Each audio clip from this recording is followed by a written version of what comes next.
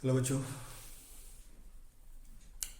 तो last video में हम लोगों ने क्लास और ऑब्जेक्ट कंप्लीट किया था। अब हम लोग नेक्स्ट चैप्टर की ओर बढ़ते हैं, जिसका कि नाम है constructors and destructors. Constructors and destructors.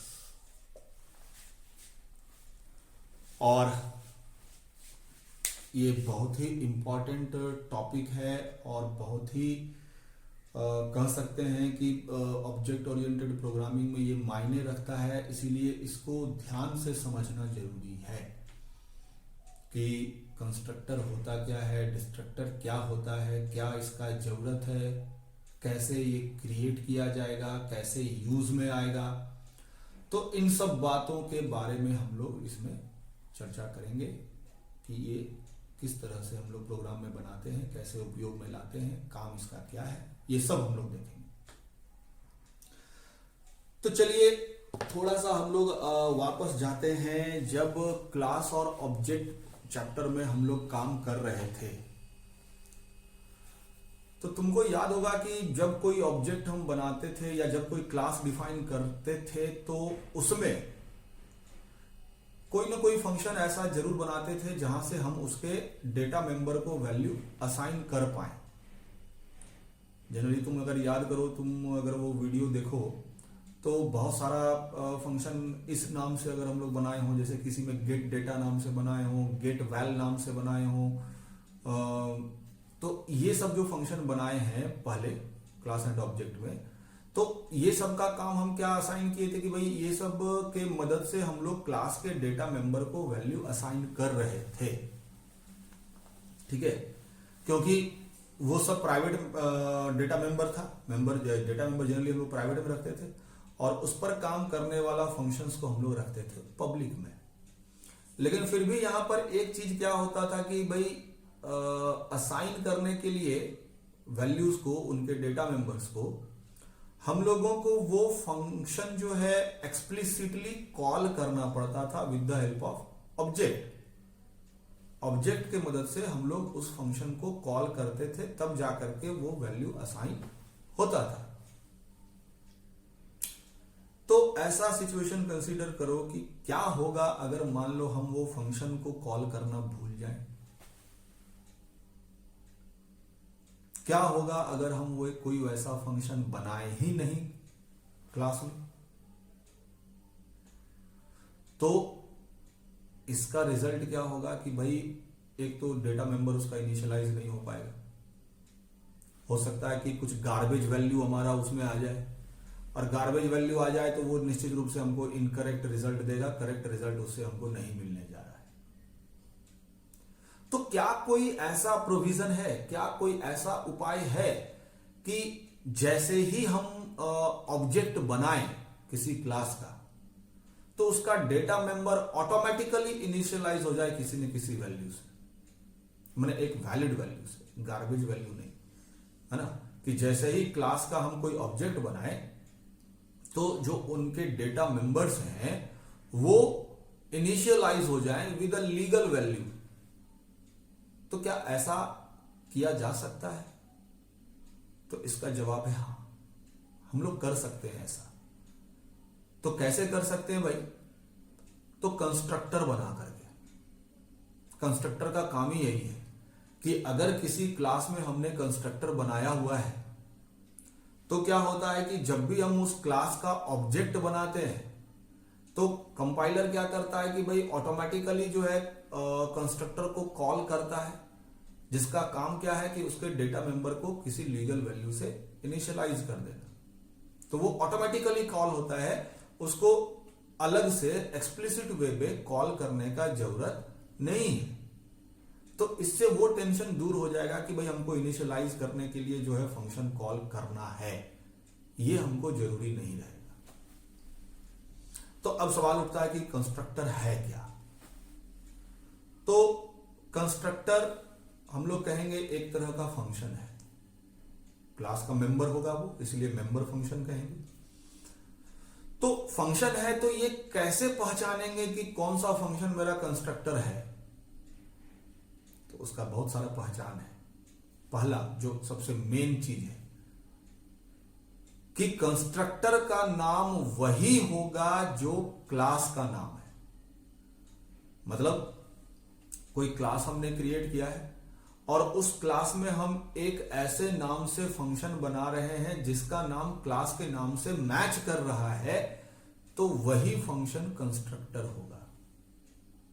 ये बात जान। और दूसरा चीज कि इसमें कोई रिटर्न टाइप नहीं रहेगा। जनरली हम लोग फंक्शन के साथ रिटर्न टाइप सबसे पहले देते हैं। अगर कोई फंक्शन किसी तरह का वैल्यू रिटर्न नहीं कर रहा है तो हम लोग उसके रिटर्न टाइप में वॉइड लिखते हैं। लेकिन कंस्ट्रक्टर में क्या होगा ना कि कोई रिटर्न टाइप नहीं होगा, यहां तक कि वॉइड भी नहीं होगा। ठीक है, तो एक ऐसा फंक्शन हम लोग देखें क्लास में जिसका नाम वही है जो क्लास का नाम है और साथ ही उसके साथ कोई रिटर्न टाइप नहीं लगा हुआ है, तो ऐसा फंक्शन कहलाता है कंस्ट्रक्टर है। और इसका मेन काम क्या है? तो to initialize data members of the class. ठीक है, तो इसका डेफिनेशन हम लिख नहीं रहे हैं, वो तुमको पीडीएफ फॉर्मेट में अवेलेबल हो जाएगा इसके नोट्स में। तो हम तुमको फिर से एक बार यही चीज रिपीट कर रहे हैं कि कंस्ट्रक्टर जो है एक ऐसा मेंबर फंक्शन है क्लास का जिसका नाम वही होगा जो क्लास का नाम है और इसके साथ कोई रिटर्न टाइप नहीं होगा, यहां तक कि वॉइड भी नहीं होगा। अब उदाहरण के लिए मान लो कि अगर हम कोई क्लास बनाते हैं इस तरह से, सपोज करो कि हम एक क्लास बनाए स्टूडेंट नाम से, क्लास स्टूडेंट। ठीक है, अब हम लोग इसमें दो मेंबर रख ले, data member INT, roll number और फ्लोट मार्क्स। अब यहां पर कोई भी हम लोग ऐसा स्पेसिफायर नहीं दिए हैं, इसका मतलब क्या है भाई? ये प्राइवेट मेंबर है। ठीक है, अब हम लोग आते हैं पब्लिक में और फंक्शन बनाएंगे जो इन दोनों को कोई इनिशियल वैल्यू प्रोवाइड करेगा। तो फंक्शन का नाम यही रहेगा, स्टूडेंट। कोई पैरामीटर अभी नहीं दे रहे हैं। रोल नंबर मान लो असाइन कर दिए 0, मार्क्स असाइन कर दिए 0.0, बंद कर दिए। और ये मान लो कुछ और भी इसका अपना अलग अलग फंक्शंस हो सकता है जो हम चाहें तो ये जो फंक्शन है ना, ये मेरा कंस्ट्रक्टर है जिसका नाम वही है जो क्लास का नाम है। ठीक है, constructor function having same name as that of class name. हाँ, कंस्ट्रक्टर जो है ऐसा फंक्शन है जिसका नाम वही है जो क्लास का नाम है। यहां पर कोई रिटर्न टाइप नहीं है, ध्यान रखना है। No return type, no return type, not even void,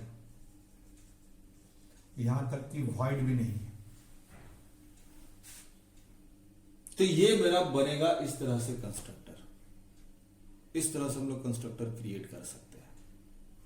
ठीक है, तो अब सवाल उठता है कि इसका जरूरत क्यों है भाई?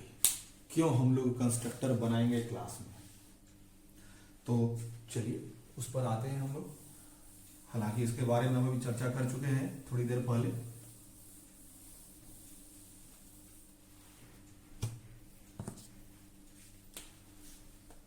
तो नीड फॉर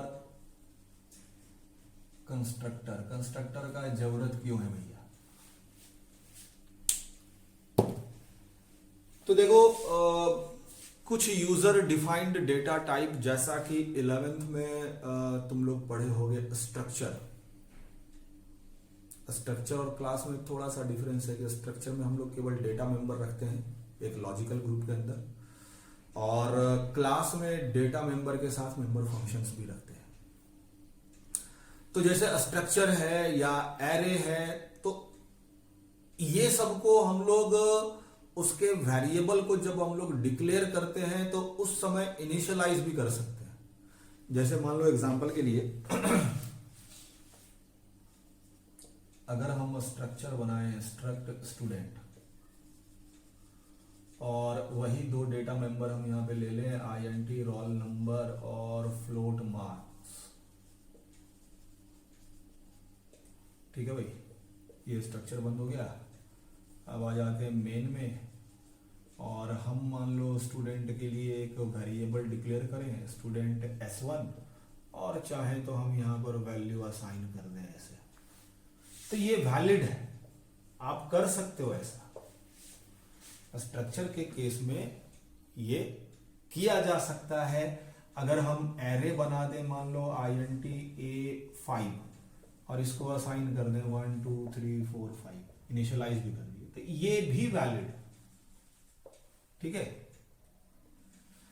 तो स्ट्रक्चर, एरे, ये सब के केस में ये काम किया जा सकता है। सही है कि हम वेरिएबल जब बना रहे हैं उस समय हम उनके मेंबर्स को इनिशियलाइज कर दें, लेकिन क्लास के केस में ये चीज संभव नहीं है हमेशा, क्योंकि जनरली हम लोग क्लास में क्या करते हैं कि भाई क्लास के डेटा मेंबर को प्राइवेट में रखते हैं, ठीक है। तो जब डेटा मेंबर को प्राइवेट में रखते हैं और हम लोग ये जानते हैं कि प्राइवेट मेंबर को आउटसाइड द क्लास हम लोग एक्सेस नहीं कर सकते हैं, नॉन मेंबर फंक्शंस उनके प्राइवेट मेंबर को डायरेक्टली या by with the help of object access नहीं कर सकता, उस पर काम नहीं किया जा सकता है। तो इसीलिए इस तरह का इनिशियलाइजेशन जो है हम लोग क्लास में यूज नहीं कर सकते हैं। तब उसका दूसरा उपाय क्या है भाई? उसका दूसरा उपाय यह है कि हम लोग फंक्शन बना लें उसके लिए वैल्यू असाइन करने के लिए। जैसे हम लोग पहले काम किया करते थे कि जैसे मान लो अगर हम कहते हैं कि भाई एक क्लास बनाते हैं, चलो वही जो क्लास हम लोग बनाए थे अभी पिछले बार, क्लास स्टूडेंट, और प्राइवेट में रोल नंबर और फ्लोट मार्क्स ये रख लिए, और पब्लिक में हम एक फंक्शन बनाए मान लो void get val, INT I float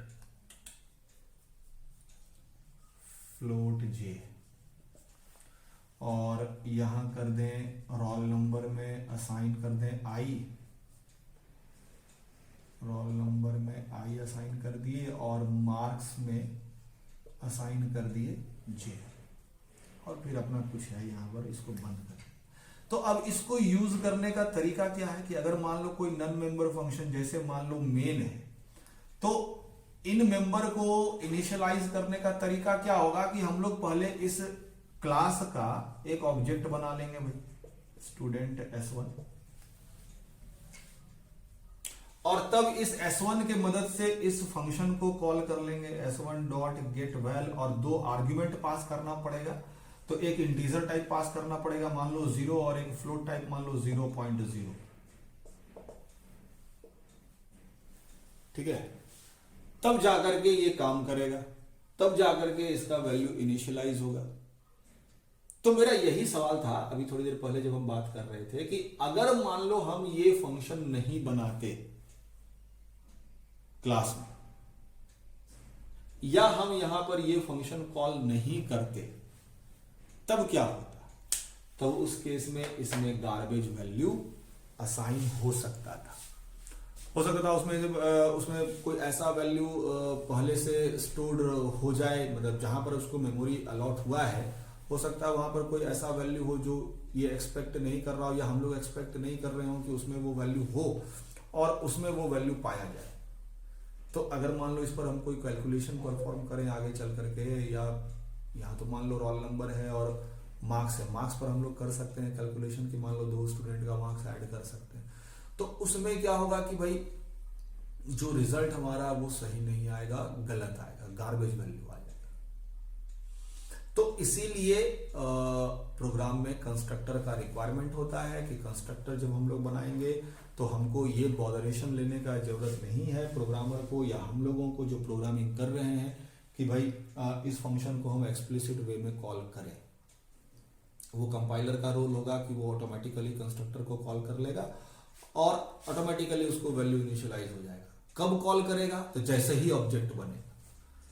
constructor जो है वो ऑटोमेटिकली कॉल होता है कब? At the time of creation of object. जब भी हम ऑब्जेक्ट डिक्लेयर करेंगे, जैसे ही ऑब्जेक्ट डिक्लेयर करेंगे वैसे ही कंस्ट्रक्टर कॉल होगा और उनके डेटा मेंबर से एक स्पेसिफिक वैल्यू या गिवन लीगल वैल्यू से इनिशियलाइज हो जाएंगे। तो ये जरूरत है कंस्ट्रक्टर का प्रोग्राम में होना चाहिए कंस्ट्रक्टर। तो अब हम लोग बढ़ते हैं आगे कि डिक्लेरेशन और डेफिनेशन उसका कैसे होगा भाई।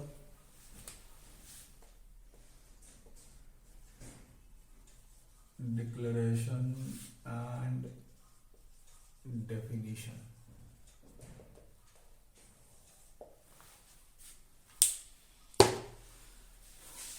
बाकी मेंबर फंक्शंस की तरह कंस्ट्रक्टर भी दोनों तरह से हम लोग बना सकते हैं क्लास में। क्लास के अंदर ही इसको डिफाइन कर दें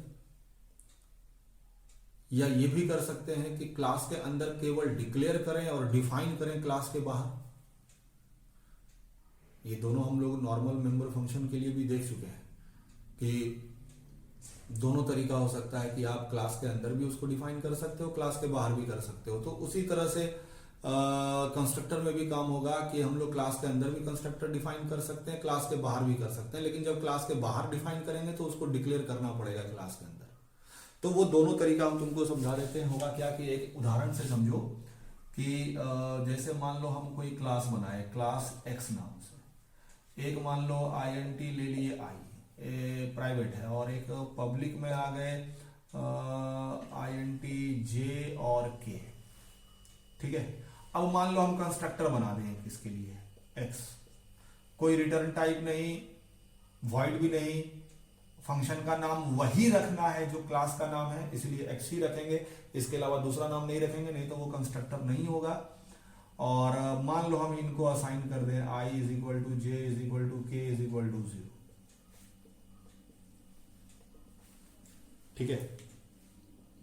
तो ये एक तरीका हो गया कि डिफाइनिंग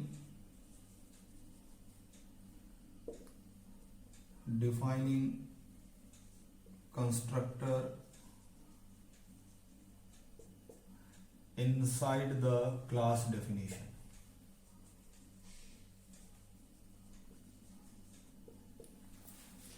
दूसरा तरीका ये भी हो सकता है, class x INT I public INT J K। अब यहां पर हमने केवल डिक्लेयर किया कंस्ट्रक्टर को, बंदा डिक्लेरेशन इनसाइड क्लास डेफिनेशन, और क्लास के बाहर उसको डिफाइन करा।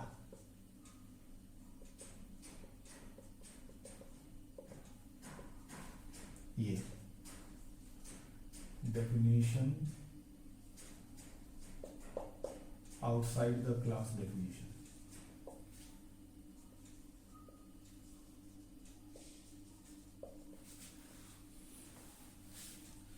तो ये दोनों तरीका हो सकता है। पहला तरीका क्लास के अंदर ही डिफाइन कर दिए, डिक्लेयर करने का जरूरत नहीं पड़ा, एक ही बार वो डिफाइन हो गया। दूसरा तरीका कि क्लास के अंदर हम डिक्लेयर किए उसको, डिक्लेरेशन के लिए वही फंक्शन का नाम, अगर कोई पैरामीटर का रिक्वायरमेंट है तो वो भी दे सकते हैं। हालांकि यहाँ भी हम लोगों को जरूरत नहीं है, नहीं दिए हैं, सिंपल एग्जांपल रखे हैं। तो यहाँ पर वो डिक्लेरेशन हो गया इनसाइड क्लास डेफिनेशन, और डिफाइनिंग आउटसाइड क्लास डेफिनेशन। और एक चीज जो यहां पर बात ध्यान रखने वाला है, या तुम लोग अगर गौर करो कि अभी तक हम जितना भी एग्जाम्पल्स लिए हैं सब में हम क्या किए हैं कि सब में हम कंस्ट्रक्टर जो है बनाए हैं या डिफाइन किए हैं तो वो पब्लिक सेक्शन में ही किए हैं, प्राइवेट में कभी नहीं किए। तो क्या प्राइवेट में हम लोग कंस्ट्रक्टर नहीं बना सकते हैं? तो इसका जवाब है कि देखिए बना तो सकते हैं। कंस्ट्रक्टर भी जो है हम लोग कहते हैं कि वही एसएस रूल फॉलो करता है जो यूजुअल एसएस रूल है क्लास का, जो बाकी मेंबर फंक्शंस फॉलो करते हैं, तो कंस्ट्रक्टर भी वो रूल फॉलो करता है। ठीक है, तो कहने का मतलब है क्या कि अगर इसको हम प्राइवेट में डिक्लेयर कर देंगे या डिफाइन कर देंगे कंस्ट्रक्टर को, तो ये आउटसाइड द क्लास अवेलेबल नहीं होगा। तो उससे फर्क क्या पड़ेगा भाई?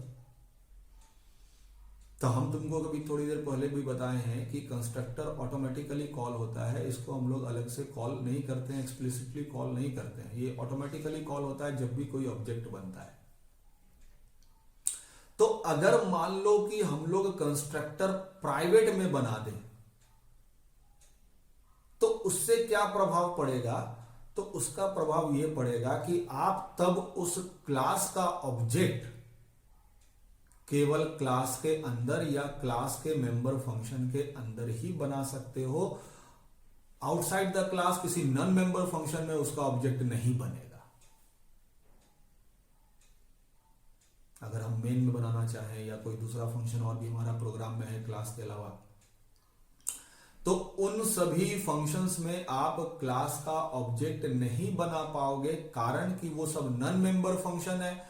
जैसे ही तुम ऑब्जेक्ट डिक्लेयर करोगे वो जाएगा कंस्ट्रक्टर को कॉल करने के लिए, और कंस्ट्रक्टर मेरा प्राइवेट मेंबर है क्लास का, वो कॉल होगा नहीं क्योंकि वो रेस्ट्रिक्शन है। प्राइवेट मेंबर को वो नॉन मेंबर फंक्शन एक्सेस नहीं कर सकता है, तो कंस्ट्रक्टर कॉल नहीं होगा तो ऑब्जेक्ट नहीं बनेगा, इनिशियलाइज नहीं होगा, वो एरर जनरेट करेगा प्रोग्राम में। ठीक है, तो इसीलिए कंस्ट्रक्टर हम लोग जब भी बनाएंगे तो हमेशा पब्लिक में ही बनाएंगे। प्राइवेट में बना सकते हैं लेकिन बनाएंगे नहीं, क्योंकि तब उस क्लास का ऑब्जेक्ट मेरा नॉन मेंबर फंक्शंस में नहीं बन सकता है। ये एक तुम कह सकते हो वाइवा के लिए क्वेश्चन है कि अगर प्रैक्टिकल एग्जाम्स में एक्सटर्नल आते हैं तो ये कंसेप्चुअल क्वेश्चन है जो वो पूछते हैं कभी कभी कि भाई एक कंस्ट्रक्टर तुम पढ़े हो तो कंस्ट्रक्टर क्या प्राइवेट में हम बना सकते हैं कि नहीं बना सकते हैं? तुम कहोगे बना सकते हैं, तो अगर बनाएंगे तो फिर कैसे काम करेगा? तो तुम बोलोगे सर तो जब कंस्ट्रक्टर प्राइवेट में बना देंगे तो उसका ऑब्जेक्ट केवल क्लास के मेंबर फंक्शंस में ही बनेगा, नॉन मेंबर फंक्शंस में उसका क्लास का ऑब्जेक्ट जो है नहीं बनेगा। ठीक है, तो जब भी ये होगा क्या कहते हैं, कंस्ट्रक्टर जब भी बनेगा तो वो जनरली हम लोग पब्लिक में ही बनाएंगे। तो ये चलिए बात हो गया उसका डिक्लेरेशन और डेफिनेशन के बारे में। ठीक है, अब चलिए हम लोग आगे बढ़ते हैं कि अलग अलग टाइप देखेंगे थोड़ा सा कंस्ट्रक्टर का।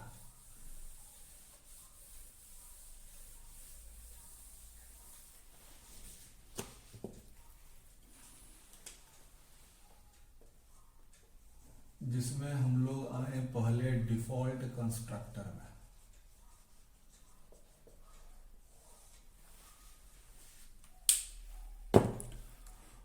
डिफॉल्ट कंस्ट्रक्टर किसको कहेंगे भाई? तो वो कंस्ट्रक्टर जो कोई पैरामीटर एक्सेप्ट नहीं करेगा, constructor that accepts no parameter, constructors that accepts no parameter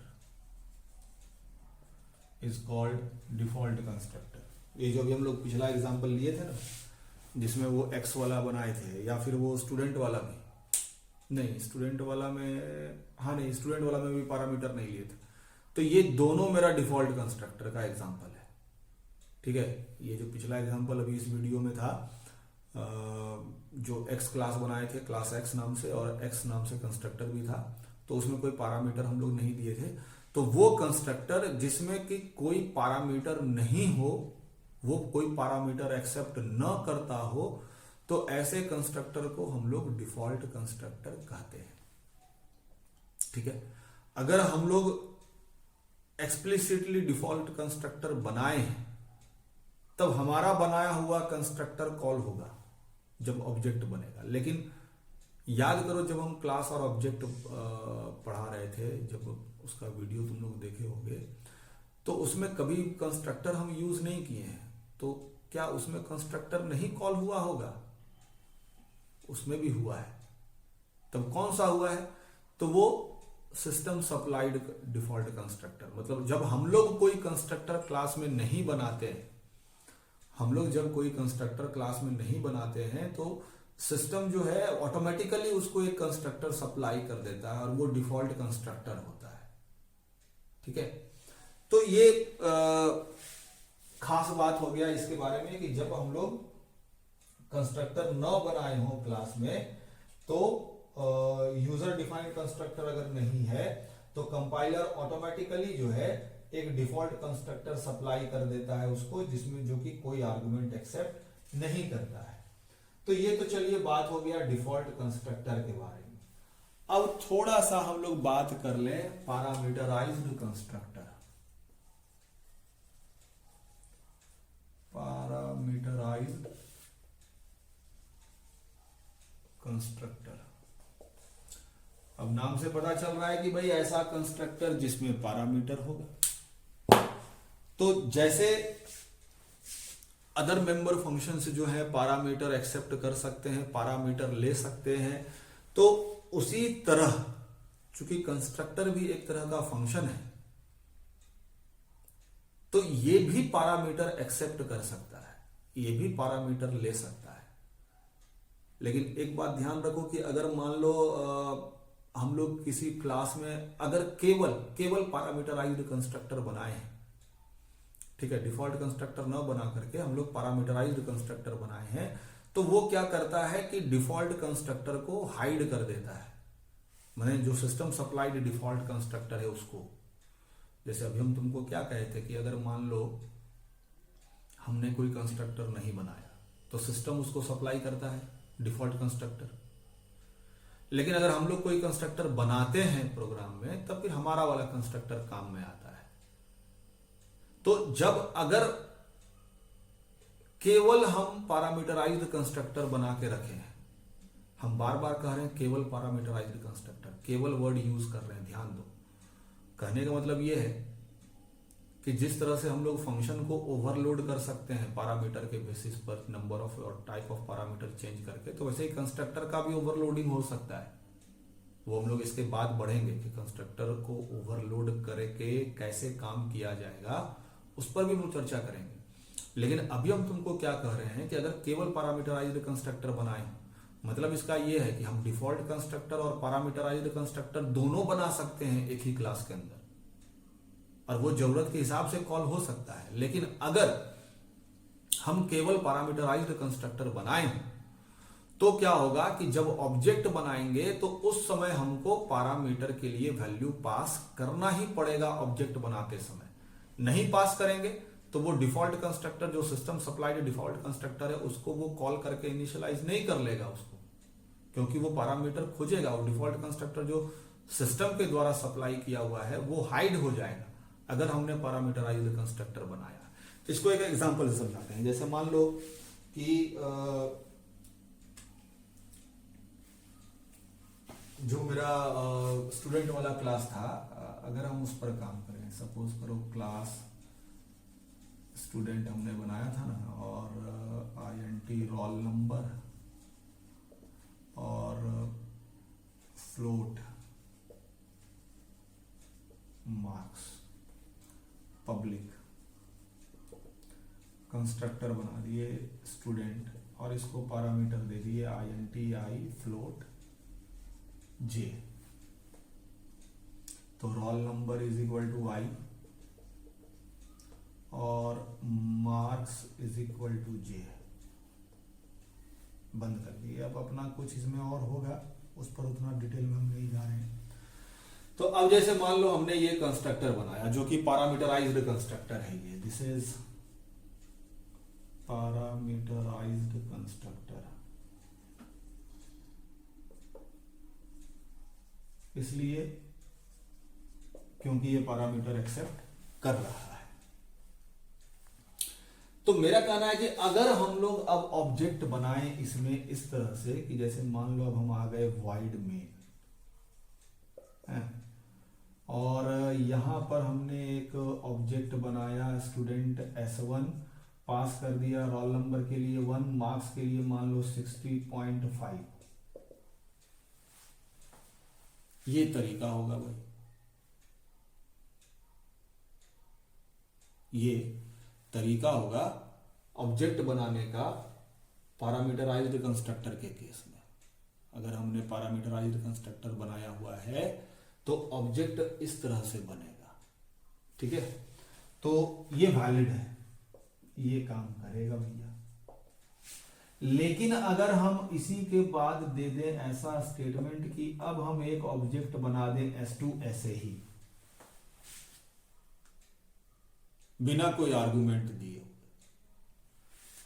तो इस स्टेटमेंट में एरर आ जाएगा भाई, ये इनवैलिड है, ये आपका काम नहीं करेगा। कारण क्या है कि हमारे प्रोग्राम में केवल पैरामीटराइज्ड कंस्ट्रक्टर है, डिफॉल्ट कंस्ट्रक्टर है नहीं, और जो सिस्टम सप्लाई किया डिफॉल्ट कंस्ट्रक्टर उसको ये हाइड कर देगा, मतलब वो दिखेगा नहीं उसको। तो कहने का मतलब है कि हम जब भी ऑब्जेक्ट बनाएंगे और ये कंस्ट्रक्टर ऑटोमेटिकली कॉल हो रहा है तो हमको ये दोनों आर्ग्यूमेंट के लिए वैल्यू देना ही पड़ेगा, नहीं देंगे ऑब्जेक्ट नहीं बनेगा। आया बात समझ में? तो पैरामीटराइज्ड कंस्ट्रक्टर का मतलब यही हो गया कि कंस्ट्रक्टर दैट एक्सेप्ट्स पैरामीटर, और when we define a parameterized constructor in a class, then the default constructor supplied by the system will become hidden. Then to create an object, whenever we create an object, we must pass the values for argument that can be assigned to the parameters of the constructor. तो जब भी हम लोग object create करेंगे तो हम लोगों को वो जो पैरामीटर हमारा जो है कंस्ट्रक्टर का, उसके लिए हमको वैल्यू सप्लाई करना ही पड़ेगा, नहीं तो वो ऑब्जेक्ट नहीं बनेगा। हाँ, आप ये भी कर सकते हैं कि डिफॉल्ट कंस्ट्रक्टर भी बना सकते हैं क्लास में, पैरामीटराइज्ड कंस्ट्रक्टर भी बना सकते हैं, तब ये दोनों स्टेटमेंट वैलिड हो जाएगा, अगर दोनों कंस्ट्रक्टर है तब। लेकिन अभी केवल पैरामीटराइज्ड है तब ये स्टेटमेंट इनवैलिड है। उस पर हम लोग चर्चा करेंगे, वो जो भी हम बात कह रहे हैं उस पर हम लोग चर्चा करेंगे जब कंस्ट्रक्टर ओवरलोडिंग में आएंगे, तो उसमें हम बताएंगे। इसमें ये भी हम लोग देखेंगे अब आगे नेक्स्ट वीडियो में कि डिफॉल्ट आर्ग्यूमेंट भी हम लोग कंस्ट्रक्टर को सप्लाई कर सकते हैं, जैसे कि किसी नॉर्मल फंक्शन में करते हैं, तो उस पर भी हम लोग बात करेंगे नेक्स्ट वीडियो में। इस वीडियो में मैं इतना ही रहने दे रहा हूँ पैरामीटराइज्ड कंस्ट्रक्टर तक। That's it, thank you.